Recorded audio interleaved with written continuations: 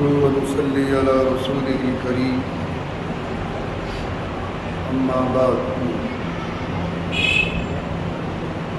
بسم الله الرحمن الرحيم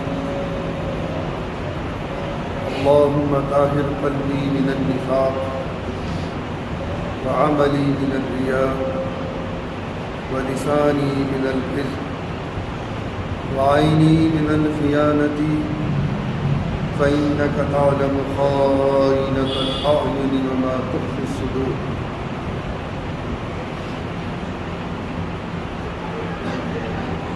عزیزان گرامی، واقعہ کربلا اور اس کا تاریخی پس منظر، یہ تفصیل تو آپ حضرات کے سامنے آ چکی ہے۔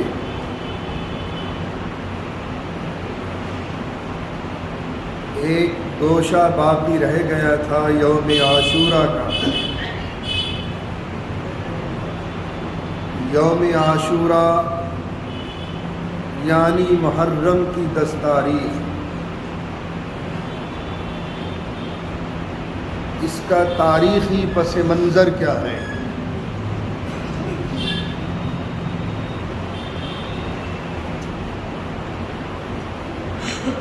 اس کا تاریخی پس منظر کیا ہے؟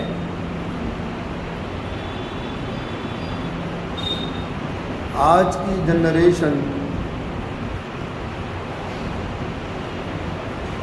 محرم کی 10 تاریخ کو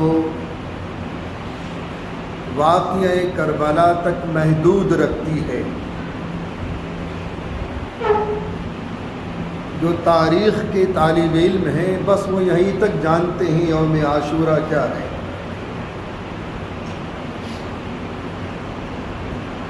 رات میں نے ایک کتاب دیکھی، غنیۃ الطالبین، یہ پیران پیر شیخ عبد القادر جیلانی رحمۃ اللہ علیہ کی تصنیف ہے، اور تمام مکاتب و فکر کے علماء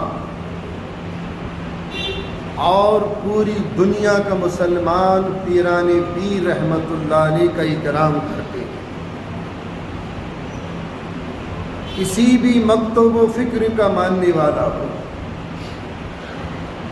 وہ پیران پیر شیخ عبد القادر جیلانی رحمۃ اللہ علیہ کی شخصیت کا احترام کرتے ہیں، اور یہ ہمارا حق ہے احترام کرنا بزرگان دین کا، کیونکہ ادب اسلام کا ایک اہم شعبہ ہے۔ مسلمان کتنا ہی گرا ہوا کیوں نہ ہو، اعمال صالحہ سے کتنا ہی دور کیوں نہ ہو، لیکن وہ کسی بزرگوں کی شان میں کوئی گستاخی نہیں کر سکتا، اولیاء اللہ کی شان۔ اس کا مطلب یہ ہے کہ ان کے انتقال کے بعد بھی ان کی حکومتیں ہمارے دلوں پر قائم ہیں۔ دنیاوی سلاطین آتے ہیں، بادشاہ آتے ہیں، تاریخ بھی بھلا دیتی ہے، بس ان کا دبدبہ جب تک ہے جب تک کہ وہ تخت شاہی پر جلوہ افروز ہے، اس کے بعد تو تاریخ بھی نام لینا پسند نہیں کرتی۔ لیکن اولیاء اللہ کرام جب تک وہ حیات تھے ہم ان کی دعاؤں کے محتاج تھے۔ آج وہ دنیا سے پردہ فرما چکے، اب وہ ہماری دعاؤں کے محتاج ہیں۔ اپنے ہی سال ثواب میں ان کو یاد رکھا کرے اولیاء اللہ کرام، یہی ہماری ان کے حق میں دعا ہے، اور ان کے وسیلے سے دعا مانگو، جائز ہے، وسیلہ جائز ہے۔ ہمارے یہاں اتنی شدت نہیں جتنی لوگوں نے اختیار کر رکھی ہے۔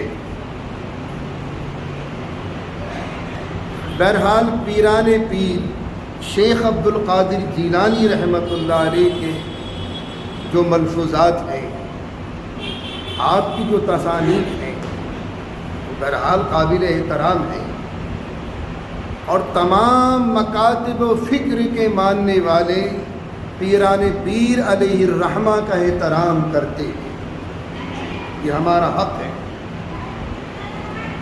ان کی کتاب میں ایک روایت نقل کی ہے، اور روایت کے راوی حضرت سیدنا عمر ابن خطاب رضی اللہ تعالیٰ عنہ کی ذات بابرکت ہے۔ میں سمجھتا ہوں کہ سند کے اعتبار سے روایات کہاں تک معتبر ہے، یہ تو فیصلہ محدثین کرام کریں گے، لیکن میرا اپنا پرسنل عقیدہ ہے،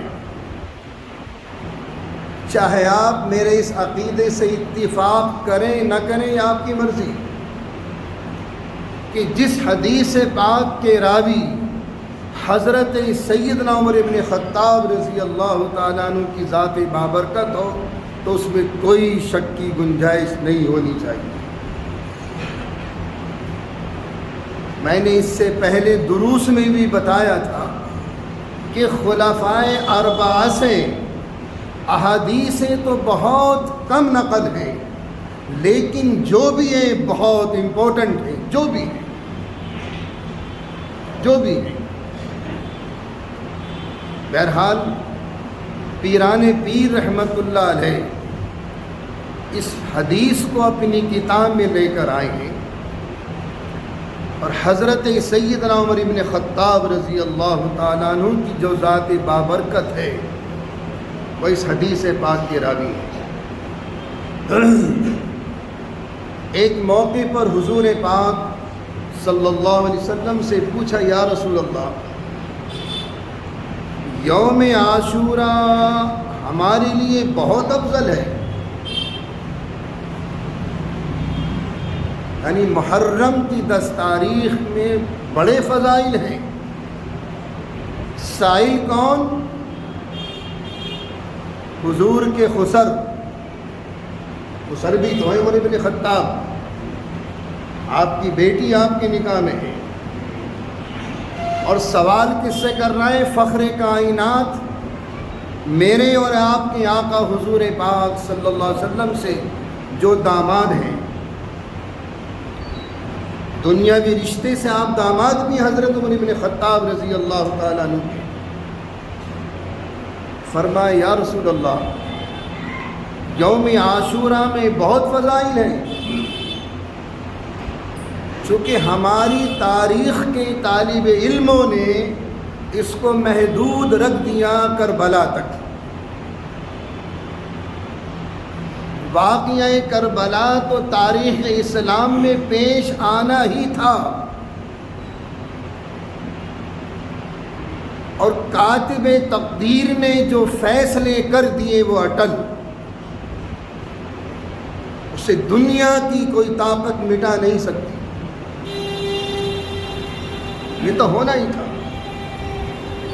حالانکہ روکا مکے والوں نے، حضرت عبداللہ ابن عباس نے روکا، حضرت عبداللہ ابن عمر نے روکا، حسین مت جاؤ، لیکن نہیں، یہ تو ہونا ہی تھا۔ اور یہ پیشن گوئی تو حضرت ام سلمہ رضی اللہ تعالیٰ عنہا والی جو حدیث ہے اس میں پہلے آقا نے بیان فرما دیا تھا۔ لیکن آج کے جو تاریخی طالب علم ہیں وہ اس کو یہیں تک محدود رکھتے ہیں، واقعہ کربلا تک، یوم عاشوراء کو۔ حضور نے ارشاد فرمایا، عمر، اس دن میں تو اللہ کی بہت بڑی نعمتیں نازل ہوئی ہیں، بڑی بڑی رحمتیں نازل ہوئی ہیں، اور ارشاد فرمایا حضور پاک صلی اللہ علیہ وسلم نے، عمر، یوم عاشوراء یعنی محرم کی 10 تاریخ کو اللہ تعالیٰ نے آسمان کو پیدا کیا، محرم کی 10 تاریخ ہی تھی کہ اللہ نے زمین پیدا کی. محرم کی 10 تاریخ ہی تھی کہ اللہ تعالیٰ نے پہاڑوں کو پیدا کیا. محرم کی 10 تاریخ ہی تھی کہ اللہ نے ستاروں کو پیدا کیا. محرم کی 10 تاریخ ہی تھی کہ اللہ نے سورج اور چاند کو پیدا کیا. محرم کی 10 تاریخ ہی تھی کہ اللہ نے حضرت آدم کی تخلیق فرمائی. محرم کی 10 تاریخ ہی تھی کہ اللہ نے حضرت آدم کی توبہ قبول فرمائی. محرم کی 10 تاریخ ہی تھی کہ اللہ تعالیٰ نے حضرت نوح علیہ السلام کو پانی سے نجات دی. پوری دنیا بہ گئی. محرم کی 10 تاریخ تھی. محرم کی 10 تاریخ ہی تھی کہ اللہ تعالیٰ نے حضرت ابراہیم علیہ السلام کو آتش نمرود سے نجات دی. محرم کی 10 تاریخ ہی تھی کہ حضرت موسیٰ علیہ نبینا علیہ السلام کو اللہ نے فرعون کے ظلم سے بچایا. محرم کی 10 تاریخ ہی تھی کہ اللہ تعالیٰ نے حضرت یونس علیہ نبینا علیہ السلام کو اندھیریوں سے، زمین کی تہوں سے، سمندر کی تہوں سے، مچھلی کے پیٹ سے باہر نکالا. وہ بھی محرم کی 10 تاریخ تھی. سیدنا حضرت ایوب علیہ نبینا علیہ السلام کو اللہ نے شفا دی. وہ بھی محرم کی 10 تاریخ تھی. سیدنا حضرت داؤد علیہ نبینا علیہ السلام کی توبہ قبول کی. وہ بھی محرم کی 10 تاریخ تھی. حضرت سیدنا سلیمان علیہ نبینا علیہ السلام کو جب وہ تخت شاہی واپس ملا، وہ بھی محرم کی 10 تاریخ تھی. اور ایک روایت ملتی ہے کہ حضرت عیسیٰ علیہ السلام کو آسمانوں پر اٹھایا. وہ بھی محرم کی 10 تاریخ تھی. اور قیامت بھی محرم کی 10 تاریخ ہی کو آئے گی. اور آسمانوں سے جو اللہ تعالیٰ نے سب سے پہلے اپنی باران رحمت کے قطرے نازل فرمائے، وہ بھی محرم کی 10 تاریخ تھی. یہ ہے یوم عاشوراء کا پس منظر تاریخ کے آئینے میں.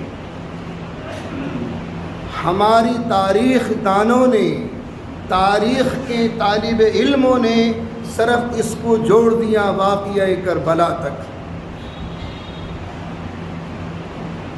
اس دن میں تو اللہ تعالیٰ نے بڑی بڑی نعمتوں سے نوازا ہے، بڑی بڑی رحمتوں سے نوازا ہے.